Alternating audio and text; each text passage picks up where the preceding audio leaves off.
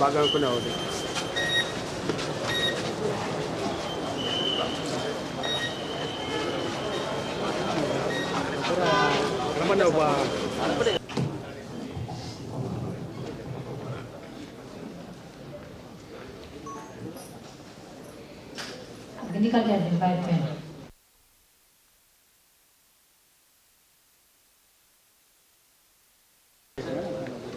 గౌరవనీయులైన మంత్రి గారికి, అలాగే జడ్పీ చైర్మన్ గారికి, గౌరవ జిల్లా కలెక్టర్ గారికి, ఇక్కడికి వచ్చిన ఎంపీ గారికి, ఎమ్మెల్యేలకు, జడ్పీటీసీలకు, ఎంపీలకు, అలాగే అధికారులందరికీ నమస్కారాలు. వ్యవసాయ శాఖ తరఫున ఈ జూలైలో నిన్నటి వరకు మరి రాయలపాలెం ఏదైతే 18 ఎమ్మెల్యే పడాల్సింది 19, మరి కడప జిల్లాలో ఆల్రెడీ విత్తనాలు వేరుశనగ అయితేనేమి అలాగే 1,86,000 మంది రైతులకు ఇవ్వడం జరిగింది సార్. అదేవిధంగా సార్ మా చక్రాపేట మండలంలో మన సమావేశం వచ్చిన దానికి కృతజ్ఞతలు తెలుపుకుంటున్నాను.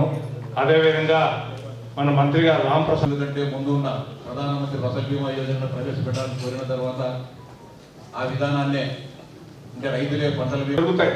ఈ నాట్లకు మనం ఏరియా కానీ కడప జిల్లా రైతాంగానికి తెలియజేసింది విజ్ఞప్తి చేస్తాను. అంటే ఒకవేళ లోని ఫార్మర్స్ ఏ విధంగా కట్టాలా, ఒకవేళ ఆర్బీకేల ద్వారా ఏమైనా మీరు తీసుకుంటారు.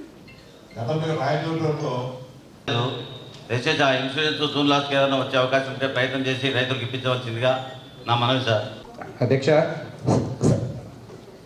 మొదటిగా ఈ సమావేశం కరెక్ట్ చేసి ఎవరైతే అర్హులున్నారో వాళ్ళందరికీ కరెక్ట్గా రావాలని చెప్పేసి మిమ్మల్ని మీ ద్వారా కోరుతా ఉన్నాను. తప్పకుండా అది యాక్షన్ తీసుకుంటారని చెప్పేసి జేసీ గారిని కూడా అడుగుతాను.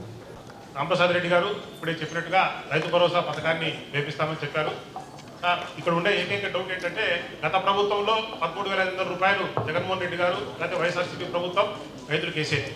దాంట్లో 6,000 రూపాయలు కేంద్రం వాటా ఉంటే 7,500 రూపాయలు రాష్ట్ర ప్రభుత్వం వాటా ఉంది. ఇప్పుడు గౌరవ ముఖ్యమంత్రి గారు చంద్రబాబు నాయుడు గారు 20,000 రూపాయలు వేస్తామని చెప్పడం జరిగింది. ఆ 20,000లో కేంద్రం వాటా ఎంత, రాష్ట్రం వాటా ఎంత, లేకపోతే ఇప్పుడు ఖరీఫ్ స్టార్ట్ అయింది. గతంలో ఖరీఫ్ స్టార్ట్ ముందే ఖచ్చితంగా వేసేవారు. తర్వాత 3 రూపాయలు కూడా కరెక్ట్ కాదు. బట్ కేవలం వాటా ఎంత అంటే రాష్ట్ర ప్రభుత్వం వాటా ఎంత, కేంద్ర ప్రభుత్వం వాటా ఎంత, ఎప్పుడు వేస్తారు, దాని గైడ్ లైన్స్ ఏమన్నా మీ దగ్గర ఉంటే చెప్తారని చెప్పేసి సౌనీయంగా విజ్ఞప్తి. చాలామంది మన సభ్యులంతా చాలా సంతోషంగా ఉంది. మన మీటింగ్ ఫస్ట్ నుంచి కూడా రైతులు పక్షపాతుల్లాగా మాట్లాడుతున్నారు. అది చాలా ఆశ్చర్యజనక విషయం. ఎందుకంటే మన ప్రాంతంలో ప్రతి ఒక్కరం ఇక్కడ ఉండే సభ్యులం కూడా రైతులమే కాబట్టి మా ప్రభుత్వం చిత్తశుద్ధిగా రైతుల పక్షపాతని మరొకసారి తెలియజేసుకుంటూ, ఏదైతే పిఎం కిసాన్ సబ్సిడీల గురించి మన సభ్యులు అడుగుతున్నారో మేము ఒకటే చెప్తున్నాం, 20,000 రూపాయలు ఇస్తామని చెప్పడం 100% కరెక్ట్. మా గవర్నమెంట్ మేనిఫెస్టోలో లేకపోయినా ముందు ప్రభుత్వం ఎన్నికల ప్రచారంలో కూడా మేము చెప్తా వచ్చాము. అతి త్వరలోనే కేంద్ర వాటా, రాష్ట్ర వాటా గురించి మేము మీ అందరికీ తెలియజేస్తాం.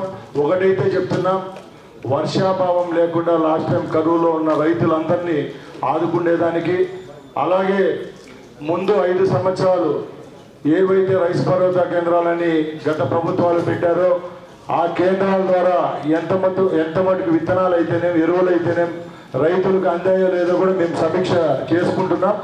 రైతులకు సంబంధించిన ప్రతి ఒక్క విషయంలో ఈ ప్రభుత్వం ముందుకెళ్ళడానికి సిద్ధంగా ఉంది. మీ అందరూ రైతుల విషయంలో ఇంత చొరవ చూపి ఈరోజు అడుగుతున్నారు కాబట్టి మేము కూడా చెప్తున్నాం, రైతులకైతే ఏమార్చే పరిస్థితి ప్రభుత్వానికి లేదు. ఎందుకంటే మేము అందరం రైతు కుటుంబాల నుంచి మనం అందరం వచ్చాం కాబట్టి, ముఖ్యంగా మన కడప జిల్లాలో అయితే గత 5 సంవత్సరాలుగా పెండింగ్ ఉన్న ప్రాజెక్టులు కూడా పూర్తి చేస్తామని మేము ముందు కూడా మా నాయకుడు, మా ముఖ్యమంత్రి గారు చెప్పడం జరిగింది. ప్రతి ఒక్కటి రాబోయే సమావేశం కల్లా మేము రైతులకు ఏ విధమైన హామీలు ఇచ్చామో అవి నెరవేర్చడానికి చేపట్టే కార్యక్రమాలు కూడా మీ అందరికీ తెలియజేసేదానికి సిద్ధంగా ఉన్నాం.